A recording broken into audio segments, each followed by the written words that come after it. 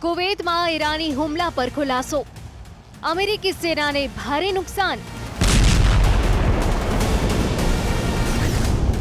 Iran યુદ્ધ અને તણાવને લઈ અત્યારે જે પરિસ્થિતિ ચાલી રહી છે તેને જોતા લાગતું નથી કે ઈરાન અમેરિકી શરતો અને તાકાત સામે ઝૂકશે। આંતરરાષ્ટ્રીય મીડિયામાં 2 દિવસ પહેલા અમેરિકી અડ્ડાઓ પર થયેલા ઈરાની હુમલા અંગે એક એવા જબરદસ્ત અને ખતરનાક સમાચાર સામે આવ્યા છે જેણે આખી દુનિયાને ચોંકાવી દીધી છે। અમેરિકી મીડિયાએ દાવો કર્યો છે કે ઈરાને 27 અને 28 મેની મધ્યરાત્રિએ કુવૈતમાં આવેલા અમેરિકાના એક બહુ મોટા સૈન્ય મથક પર ભીષણ હવાઈ હુમલો કર્યો છે। અમેરિકી, આરબ અને ઇઝરાયેલી મીડિયામાં દાવો કરાયો છે કે ઈરાને પોતાના પશ્ચિમ વિસ્તારના એક ગુપ્ત મિસાઇલ મથક પરથી ફતેહ 110 બેલિસ્ટિક મિસાઇલ વડે આ હુમલો કર્યો છે। આ રિપોર્ટની સંપૂર્ણ વિગત અમે તમને જણાવીશું અને સાથે એ પણ કહીશું કે ઈરાન પર હુમલો કરવા કે ના કરવા અંગે જે 2 કલાક સુધી ટ્રમ્પે બેઠક કરી હતી તેની વિગતો શા માટે જાહેર કરવામાં નથી આવી રહી। દાવો તો ત્યાં સુધી કરાઈ રહ્યો છે કે હવે ઈરાનની જનતા પણ અમેરિકા વિરુદ્ધ તહેરાનના રસ્તા ઉપર ઉતરી આવી છે।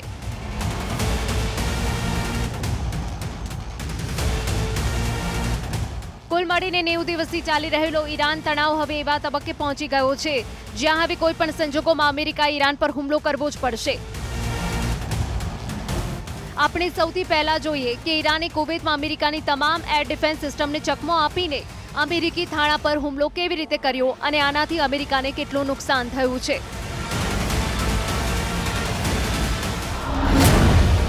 કુવૈતમાં તબાહ અમેરિકન અડ્ડા, ફતેહ 110 થી ઈરાનનો હુમલો। ઘણી બધી ધમકીઓ અને તૈયારીઓ છતાં અમેરિકા ઈરાનને ના તો ઝુકાવી શક્યું છે અને ના તો શરતો માનવા માટે મજબૂર કરી શક્યું છે। જે અહેવાલો આવી રહ્યા છે તે મુજબ હવે ટ્રમ્પની ધીરજનો અંત આવી ગયો છે અને ટ્રમ્પે સ્પષ્ટ શબ્દોમાં કહી દીધું છે કે તેઓ ઈરાન પર ગમે તે સમયે હુમલો કરશે। સિચ્યુએશન રૂમમાં કમાન્ડરો સાથેની બેઠક અને ત્યારબાદ તરત જ હુમલાના જે દાવા કરવામાં આવી રહ્યા છે તેનાથી પરિસ્થિતિ અત્યંત વિસ્ફોટક બની ગઈ છે। બીજી તરફ અમેરિકી મીડિયા બ્લૂમબર્ગે ગુપ્ત સૂત્રોના હવાલાથી એક એવો રિપોર્ટ પ્રકાશિત કર્યો જેણે આખી દુનિયાને સ્તબ્ધ કરી દીધી છે। રિપોર્ટના દાવા મુજબ કુવૈતમાં ઈરાને અમેરિકી સૈન્ય બેઝ અલી અલ સલેમ પર હુમલો કર્યો છે। દાવો કરાયો છે કે ઈરાને પોતાની ઘાતક બેલિસ્ટિક મિસાઇલથી હુમલો કર્યો છે જે ઘણો ખરો સફળ રહ્યો છે। બ્લૂમબર્ગના રિપોર્ટ અનુસાર કુવૈતમાં તબાહ અમેરિકન અડ્ડા, ફતેહ 110 થી ઈરાનનો હુમલો।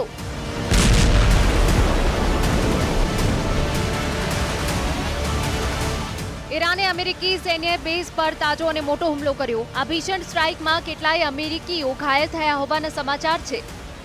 આ સાથે અમેરિકી સેનાના અત્યંત આધુનિક અને ઘાતક રીપર ડ્રોનને પણ ભારે નુકસાન પહોંચ્યું છે। દાવા મુજબ 2 MQ-9 રીપર ડ્રોન ડેમેજ થયા છે। અમેરિકી અધિકારીઓએ પણ હુમલાની પુષ્ટિ કરી છે। તેમણે જણાવ્યું છે કે છેલ્લા 24 કલાકની અંદર ઈરાને કુવૈતમાં આવેલા અલી અલ સલેમ એરબેઝ પર બેલિસ્ટિક મિસાઇલથી હુમલો કર્યો છે। જોકે કુવૈતી એર ડિફેન્સ સિસ્ટમે ઈરાનની આ મિસાઇલ જેનું નામ ફતેહ 110 છે તેને હવામાં તોડી પાડી હોવાનો દાવો કર્યો હતો, પરંતુ મિસાઇલો કાટમાળ એરબેઝની અંદર આવીને પડ્યો હતો।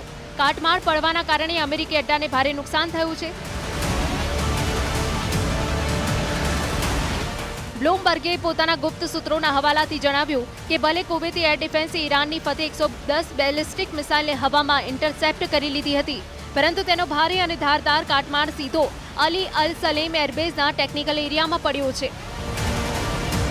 આ કાટમાળની ઝપેટમાં આવવાથી અમેરિકાના 2 MQ-9 રીપર ડ્રોન ગંભીર રીતે ક્ષતિગ્રસ્ત થયા છે, જેમાંનું એક સંપૂર્ણપણે નષ્ટ થઈ ગયું છે। રિપોર્ટના દાવા મુજબ આ ડ્રોનની કિંમત $30 મિલિયન એટલે કે આશરે 250 કરોડ રૂપિયા છે। રિપોર્ટમાં પુષ્ટિ કરવામાં આવી છે કે અંદાજે 5 અમેરિકી સૈનિકો ઘાયલ થયા છે જેમની સારવાર બેઝ પર કરવામાં આવી રહી છે।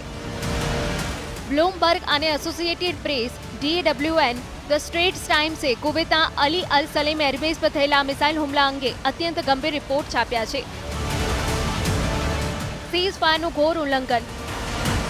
યુએસ સેન્ટ્રલ કમાન્ડ એટલે કે સેન્ટકોમે આ હુમલાને અત્યંત ગંભીર ગણાવતા આને યુદ્ધ વિરામનું ખુલ્લું અને ઘોર ઉલ્લંઘન ગણાવ્યું છે.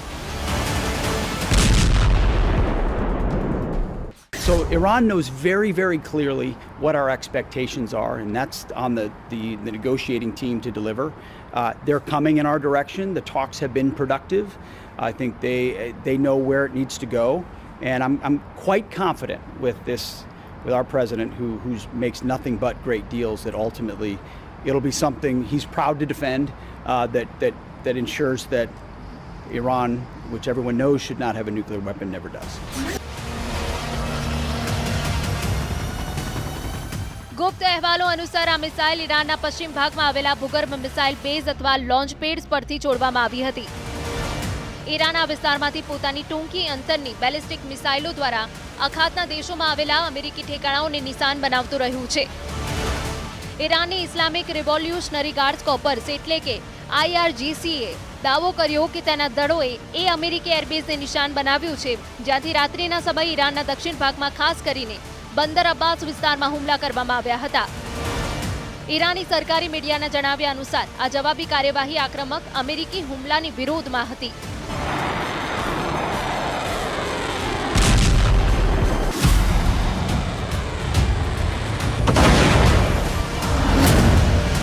તહેરાનના રસ્તાઓ પર રેલમછેલ, અમેરિકાની તબાહીના નારા.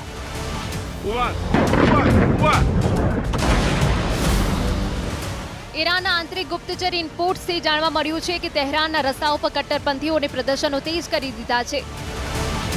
તેઓ ઈરાની વાર્તાકારો પર દબાણ લાવી રહ્યા છે કે અમેરિકા સાથેની વાતચીતમાં કોઈ પરમાણુ છૂટછાટ આપવામાં ન આવે. સાથે તહેરાનમાં ઈરાનના સર્વોચ્ચ નેતાના સમર્થનમાં એકઠા થયેલા લોકોએ અમેરિકી રાષ્ટ્રપતિ ડોનાલ્ડ ટ્રમ્પની ઈરાન સાથે યુદ્ધ વિરામ લંબાવવાની યોજના પર શંકા વ્યક્ત કરી છે. ઈરાનીઓ કહી રહ્યા છે કે વોશિંગ્ટન પર ભરોસો ન કરી શકાય અને તે પોતાના લક્ષ્યો હાંસલ કરવામાં નિષ્ફળ રહ્યું છે, કારણ કે બંને પક્ષો વચ્ચે હજુ પણ મતભેદો યથાવત છે. ઈરાનની રાજધાની તહેરાનના એન્ધેલાબ ચોક પર પ્રદર્શનકારીઓએ આ સમજૂતી અંગે આશંકા વ્યક્ત કરી હતી.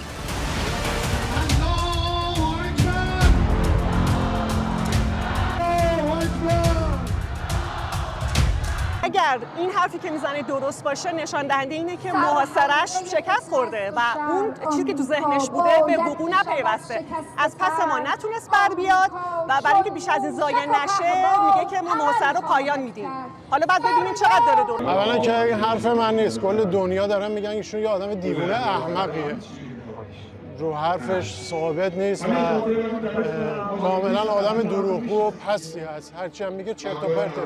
ما به حرف ایشون اعتنایی نمی‌کنیم، کار خودمون ادامه میدیم. ભીષણ યુદ્ધ માટે તૈયાર ઈરાન, હોર્મુઝમાં 30 મથકો એક્ટિવ. બીજી તરફ ઈરાનની સૈન્ય તાકાત અને ક્ષમતાને લઈ અમેરિકાની ગુપ્તચર એજન્સીઓએ જે દાવો કર્યો તે ચોંકાવનારો છે.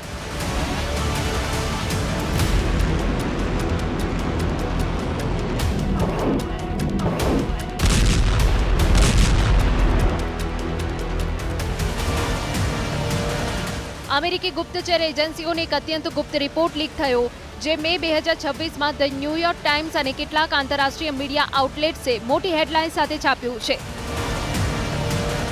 આ લીક થયેલા રિપોર્ટમાં ઈરાનની મિસાઇલ તાકાત, તેના મથકો અને બંકરોને લઈ જે દાવા કરવામાં આવ્યા તેને ટ્રમ્પને ખરાબ રીતે ચોંકાવી દીધા છે. ગુપ્ત અહેવાલો મુજબ અમેરિકી ગુપ્તચર એજન્સીઓનું આંકલન છે કે ઈરાને હોર્મુઝ વિસ્તારમાં આવેલા પોતાના કુલ 33 મિસાઇલ ઠેકાણાઓમાંથી 30 ફરીથી ચાલુ કરી દીધા છે. એટલે કે ઈરાને પોતાની દરિયાકાંઠાની મિસાઇલ સાઇટ્સમાં અંદાજે 91% ભાગ પર ફરીથી નિયંત્રણ મેળવી લીધું છે. રિપોર્ટમાં કહેવામાં આવ્યું છે કે આ 33માંથી માત્ર 3 ઠેકાણા એવા છે જે અમેરિકી ઇઝરાયેલી હુમલામાં સંપૂર્ણપણે તબાહ થયા છે અને જ્યાં ઈરાન હજુ સુધી પહોંચી શક્યું નથી.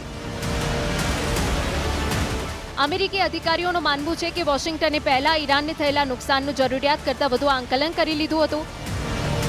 તાજા અહેવાલ મુજબ ઈરાનનો 70% મિસાઇલ ભંડાર, આર્સેનેલ અને અંદાજે 70% મોબાઈલ લોન્ચર્સ એટલે કે ગાડીઓ પર ફિટ લોન્ચર્સ હજુ પણ પૂરી રીતે સુરક્ષિત અને એક્ટિવ છે.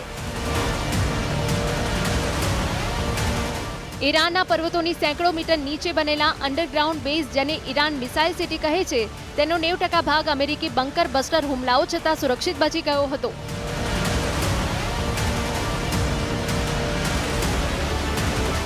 આ ઠેકાણાઓ અંડરગ્રાઉન્ડ રેલ નેટવર્કથી જોડાયેલા છે, જેનાથી ઈરાન પોતાની મિસાઇલોને એક જગ્યાએથી બીજી જગ્યાએ સરળતાથી શિફ્ટ કરી રહ્યું છે.